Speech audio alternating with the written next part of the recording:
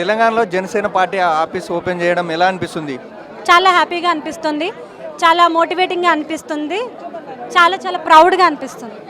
అంటే మొన్న ఎన్నికల్లో పోటీ చేశారు, ఓన్లీ 2 సీట్లు వచ్చినాయి. ఇప్పుడు నెక్స్ట్ జిహెచ్ఎంసీలో పోటీ చేస్తారు, ఎన్ని సీట్లు వస్తాయి అనుకుంటున్నారు? 2 సీట్లు కాదు నాన్న, 2 సీట్లు కాదు. మొన్న కార్పొరేషన్ కౌన్సిలర్ ఎవరు అంటున్నారు? అవునా, 2 విజయమా కాదు, 2 విన్నమే. ఆ ఏరియాలో ఆ కాంటెస్టెంట్ జనసేన నుంచి విన్ అయినట్టేనా? Happy happy. సి ఎంత మేర నువ్వు ఆశిస్తున్నావు, ఎంత మేర వస్తుంది పక్కన పెడితే, వస్తే చేసే పనులేంటి, జనసేన ద్వారా నెగ్గిన వాళ్ళు ఎంత యాంటిసిపేటెడ్ ఉన్నారు, ఎంత సిన్సియర్ ఉన్నారు అనేది మెయిన్ క్రైటీరియా.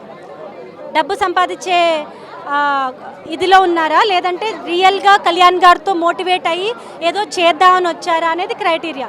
సీట్స్ అంటారా, it is not in anybody's hand అండి.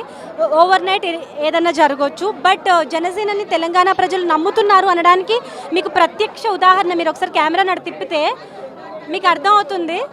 నేను ఇప్పుడు ఇక్కడికి వచ్చాను, నేను ఇంటికి ఐ కెనాట్ గో బ్యాక్. ఇప్పుడు నేను వెనక్కి వెళ్ళడానికి కూడా నాకు లేదు. సో ఇంత ప్రేమ, ఇంత ఆదరణ, వీళ్ళు తెలంగాణ మనుషులు కాదా? ఇది తెలంగాణ హృదయం కాదా? వీళ్ళు తెలంగాణను రిప్రజెంట్ చేయట్లేదా? ఓన్లీ ప్రెస్ మీట్ పెట్టి ఒక 5 మంది పేమెంట్ ఇచ్చి కూర్చోబెట్టిన వాళ్ళు మట్టుకే తెలంగాణను రిప్రజెంట్ చేస్తున్నారా? ఓన్లీ గద్దెనెక్కిన వాళ్ళు మట్టుకే తెలంగాణను రిప్రజెంట్ చేస్తున్నారా? వీళ్ళందరూ కూడా తెలంగాణ అన్నలు, తమ్ముళ్ళు, అక్కలు, చెల్లుళ్ళే కదా. సో వీరి మనసులో పవన్ కళ్యాణ్ గారు ఉన్నారు, ఉన్నప్పుడు ఎందుకు రారు? బరాబర్ వస్తారు. కవిత గారు మాట్లాడుతూ దేశద్రోహం కేసు పెట్టాలని పవన్ కళ్యాణ్ గారి మీద అంటున్నారు. కవిత గారు దేశద్రోహి కేసు పెట్టండి, దేశానికి ద్రోహం చేసిన వాళ్ళ మీద పెట్టండి. కళ్యాణ్ గారు ఏ దేశద్రోహం చేశారో చెప్పండి. మీరు లిక్కర్ స్కామ్లో దేశద్రోహం చేసి తిహార్ జైల్లో ఉండొచ్చారు కదా. ఈ పాటికి కొన్ని మీకు లాలు, పీనల్ కోడ్లు అలవాటై ఉంటాయి కదా. సో ఆయన ఏం చేస్తే, ఆయన ఏ ద్రోహం చేస్తే మీరు దేశద్రోహి? ఈజ్ అ దేశ భక్త్, is a real patriot. So ఆయన దేశద్రోహం చేయలేదు. మీరు కేసులు పెట్టాలనుకుంటే పెట్టండి, go ahead, do your best, పెట్టండి. అవి విన్ అవ్వరు కదా, విన్ అయినప్పుడు కదా కథ, విన్ అవ్వరు కదా.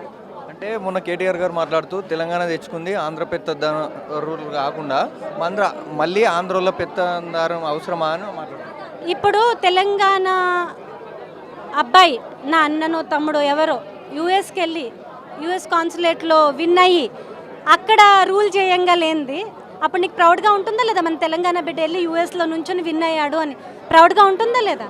So why this is not welcoming for KTR గారు? కేటీఆర్ గారు is such intelligent, smart speaker. ఆయన మాట్లాడితే చాలా మటుకు చాలా చాలా పద్ధతిగా, మీనింగ్ఫుల్గా మాట్లాడతారు. ఇప్పటి వరకు I have huge respect to you sir.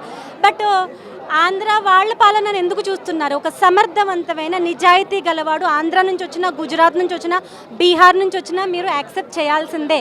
You have to see the person credibility, not where they are coming from.